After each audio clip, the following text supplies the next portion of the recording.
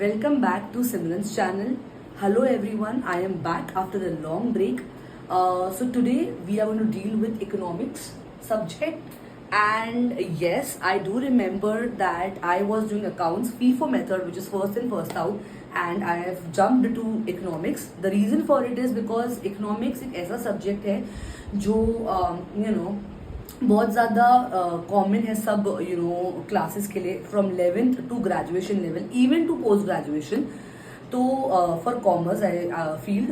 तो अभी क्या है, एग्जाम्स का मंथ चालू है. मार्च एंड अप्रैल में एग्जाम्स रहते हैं, और इकोनॉमिक्स एक ऐसा सब्जेक्ट है जो मैंने जैसे अभी आपको बताया कि सब फील्ड्स के लिए कॉमन है. लाइक कॉमर्स की मैं बात कर रही हूँ, 11th एंड 12th कॉमर्स में इकोनॉमिक्स है.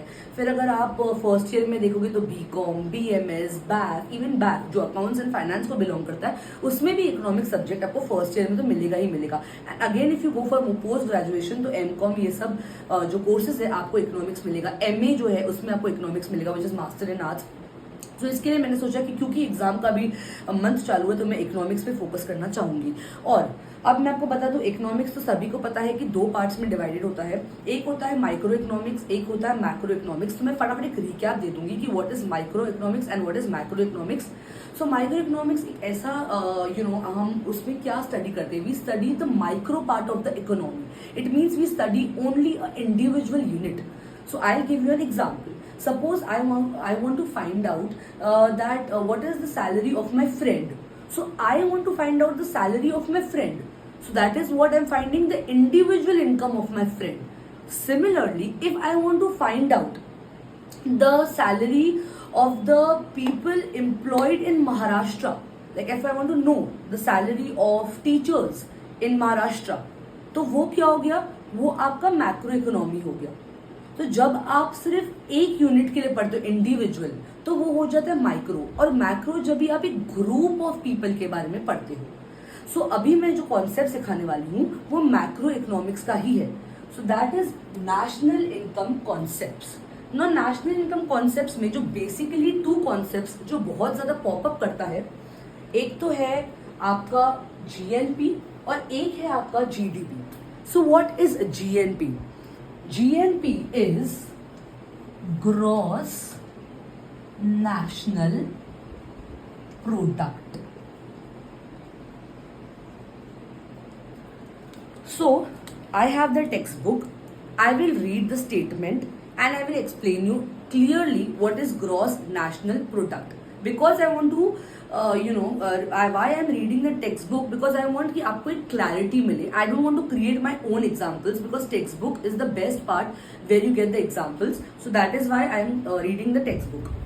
So what is gross national product, which is also known as GNP.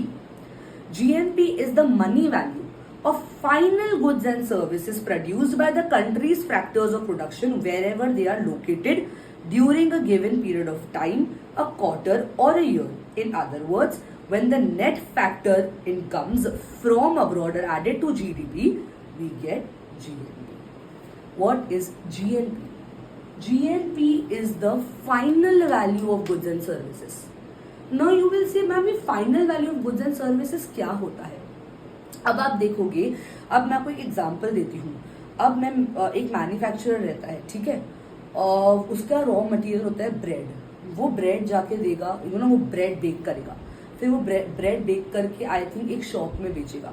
वो शॉप जाके केक वाले को देगा. तो इस तरीके से वो पूरा प्रोसेस होता है कि if I want to bake a cake, तो केक में हम ब्रेड क्रम्स डालते हैं.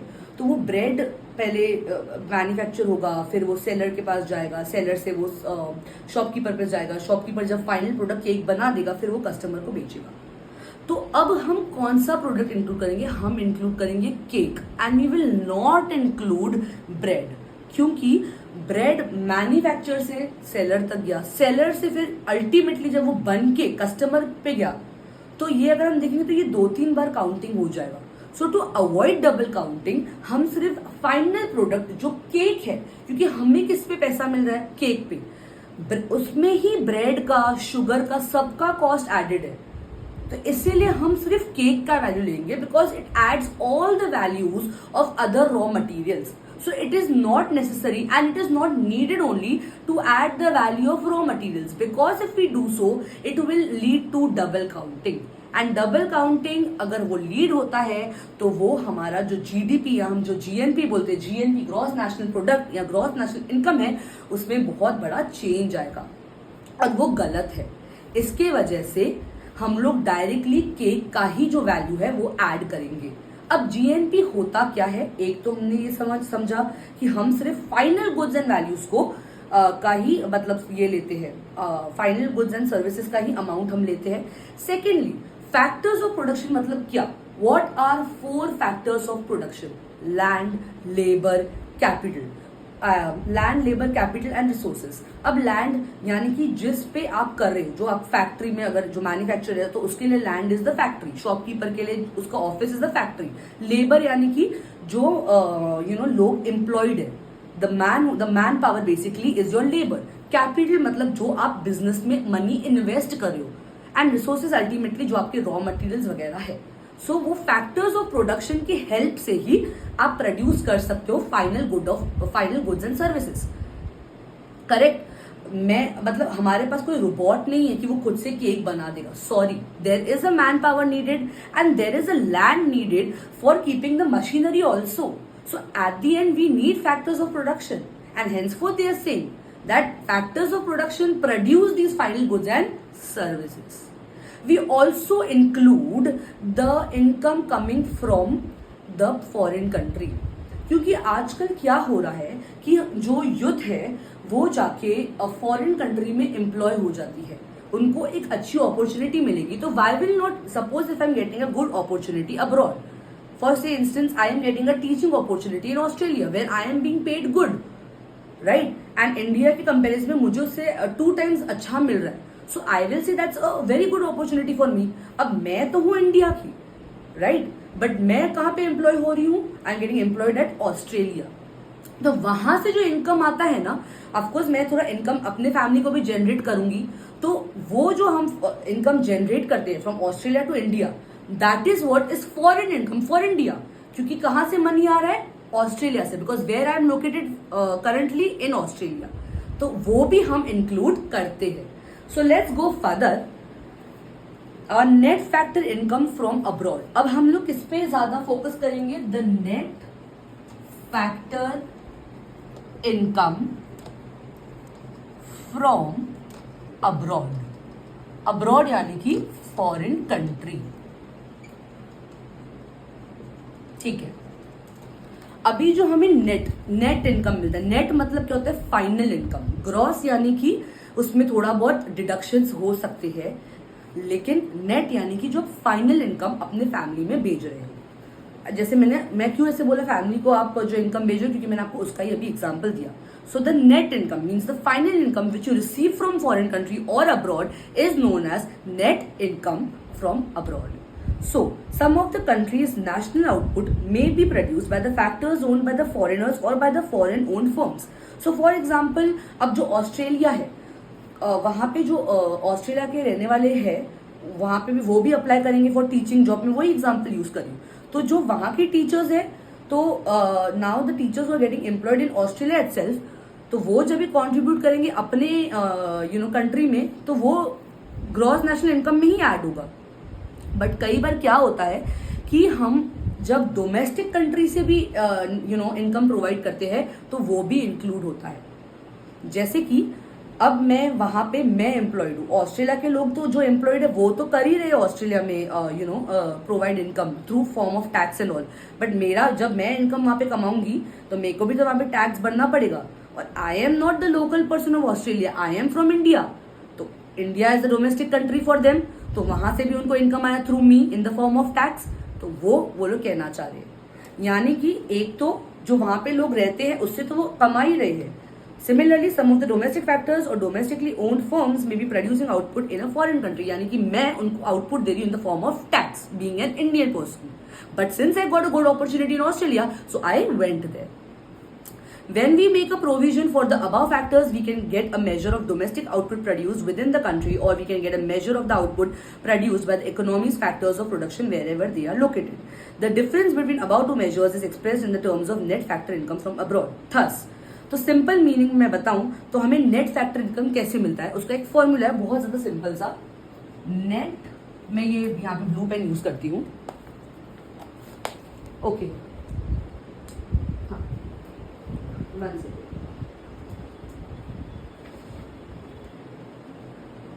ओके, तो इट्स नॉट वर्किंग. ठीक है. Net factor income equals to R minus P. What is R minus P? R stands for receipts. Receipts यानी कि जो आपने रिसीव किया. तो यहाँ पे आप क्या रिसीव कर रहे हो? Income receive. That is your receipts. And payments है, P stands for payments. That is the income paid. So, where R is income received by domestic factors for their contribution to production abroad. क्या बोल रहे हैं? Income received by domestic factors for their contribution to production abroad. यानी कि जो domestic factors, मतलब जैसे अभी रिसीट्स मे बी अब जैसे they have given us money, तो वो क्या हो गया? receipts, right? जैसे I mean to say मैंने अभी वहाँ पे जॉब किया, तो मैंने उनको अपना इनकम में से जो टैक्स दिया वो उनके लिए receipts है, क्योंकि they are receiving the income from me in the form of tax. So for them that is the receipts. Now what are the payments? Payments made to foreign factors for their contribution to production in the domestic economy.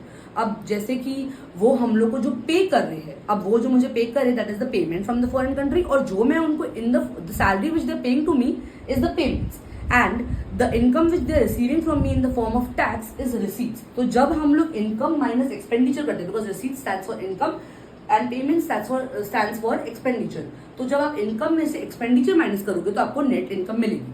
For example मेरा income है 50,000, उसमें से मैं spend करती हूँ 30,000. So 50,000 minus 30,000 equals to 20,000 which is the remaining income of me. तो जो मुझे करंटली मेरे हाथ में बच रहा है वो कितना है? 20,000. तो मेरा एक्चुअल इनकम कितना है? 50,000. पर क्योंकि मैंने उसमें 30,000 स्पेंड किया है, तो अभी मेरे पास जो current income cash in hand है वो है 20,000. And that is how receipts minus payments. Okay, lastly क्योंकि आज काफी टाइम हो गया तो मैं जीडीपी कल कवर कर लूंगी, मैं आज जीएनपी सिर्फ कंप्लीट कर लेती हूँ. Okay, so GNP is equals to GDP plus net factor income from abroad. In other words GNP को अगर हम अच्छे से ये करते हैं डिफाइन, तो वो क्या होता है मैं आपको बता देती हूँ. ओके, सो मुझे ज्यादा कॉम्प्लिकेट नहीं करना है, इसलिए मैं सिर्फ एक ही आज फैक्टर लिया है. So GNP equals to C. C stands for consumption. आपने कितना कंज्यूम किया है, यानी आपने कितना वो आइटम और दैट प्रोडक्ट या सर्विस को यूज किया है, that is known as consumption. Okay, उसके बाद होता है इन्वेस्टमेंट्स. इन्वेस्टमेंट्स मतलब मेरे पास जो मनी था, एक्स्ट्रा मनी, बिकॉज देखो जो हमारे पास एक्स्ट्रा मनी होता है वही हम इन्वेस्ट कर सकते हैं. बाकी जो हमें यूज करना है अपने नेसेसिटी गुड्स के लिए, वो तो हम लोग we can not keep that for investment, right. So पहले तो मेरे को जो इनकम आएगा उसमें से मैं अपना बेसिक फूड, क्लोथिंग, शेल्टर ले लूंगी, and may be the comforts which I need, luxury goods, semi luxury goods, and after that if the money is remaining, or if if I think no, I want to invest in something which will yield me more earnings in future, I will invest. So consumption plus investment plus government expenditure, जिसको हम जी बोलते हैं. Government expenditure मतलब किस form में? या तो आप टैरिफ भरोगे which is a tax, so tariff, tax, कुछ इम्पोर्ट ड्यूटी भरते हो, है ना, कुछ ऐसा एक्सपोर्ट ड्यूटी भरते हो, तो ये जो भी इन द फॉर्म ऑफ टैक्सेस होता है, प्रॉपर्टी टैक्स भरते हो, वो हो जाता है गवर्नमेंट एक्सपेंडिचर, बिकॉज वो भी हमें पे करना पड़ता है since we are the white collar employees. हाँ, अगर हम लोग ब्लैक मार्केटिंग करें तो हमें कोई जरूरत ही नहीं है गवर्नमेंट एक्सपेंडिचर की पे करने की. बट यहाँ पे हम क्या बात करें? एक इकोनॉमी की, और इकोनॉमी कैसे वर्क करती है? व्हाइट कॉलर पीपल के साथ. उसके बाद प्लस एक्स माइनस एम। अभी आप बोलते होंगे ये एक्स माइनस एम क्या है? X stands for exports. Exports क्या होता है? जब मैं इंडिया से कोई गुड्स बाहर भेज रही हूँ, जैसे USA is the largest importer of pharmaceuticals and IT services, यानी कि जैसे कोविड में हम लोग ने वैक्सीन इंडिया से एक्सपोर्ट की थी यूएसए में, तो हमें क्या रिसीव हुआ? इनकम, बराबर, क्योंकि हमने उनको क्या दिया? वैक्सीन। तो ये एक बार्टर एक्सचेंज हुआ in the terms of money, यानी कि मैंने उनको वैक्सीन दिया, उन्होंने मुझे पैसे दिए। ये क्या हो गया? Barter exchange, but in the terms of money. Now what is imports? Imports मतलब जो हम सऊदी अरेबिया से इंपोर्ट करते हैं क्रूड ऑयल एंड पेट्रोलियम, दूसरे कंट्री से, सऊदी अरेबिया से हम अपने कंट्री में गुड्स ला रहे, यानी हमें पैसा देना पड़ रहा है। And lastly R minus P, यानी कि रिसीट्स माइनस पेमेंट्स। मैं ये एक बात बता दूं, एक्सपोर्ट्स इंपोर्ट्स को रिसीट्स पेमेंट्स के साथ कंफ्यूज मत करना। एक्सपोर्ट्स मतलब जब आप गुड्स या सर्विसेज इंडिया से बाहर भेज रहे हो, और इंपोर्ट्स मतलब आप बाहर वाले कंट्री से इंडिया में कुछ ला रहे हो। पर रिसीट्स माइनस पेमेंट्स अलग हो जाता है, बिकॉज रिसीट मतलब जैसे मैं वहां पे थी तो मैंने वो कंट्री को अपना इनकम कॉन्ट्रीब्यूट किया इन द फॉर्म ऑफ टैक्स, तो वो हो गया रिसीट। और पेमेंट मतलब उन्होंने मुझे टर्म्स ऑफ सैलरी पे किया, तो वो हो गया पेमेंट। वो हम एक्सपोर्ट और इंपोर्ट के साथ नहीं कंफ्यूज कर सकते हैं, बिकॉज मोस्टली एक्सपोर्ट और इंपोर्ट में क्या होते हैं? गुड्स ही होते हैं, और रिसीट्स पेमेंट्स में मोस्टली सर्विसेज इन्वॉल्व होती है। So do not confuse yourselves with that. So lastly GNP यानी हमारा gross national income equals to consumption plus investment plus government expenditure plus export minus import plus receipts minus payments. In a closed economy, GNP equals to GDP equals to C plus I plus G. तो you do not have to go इतना ज्यादा, but आज के लिए हम लोग ने जो समझा है, मैं इसका एक शॉर्ट रिकैप करूंगी कि ग्रॉस नेशनल इनकम, या हम क्या कह सकते हैं, ग्रॉस नेशनल प्रोडक्ट होता क्या है?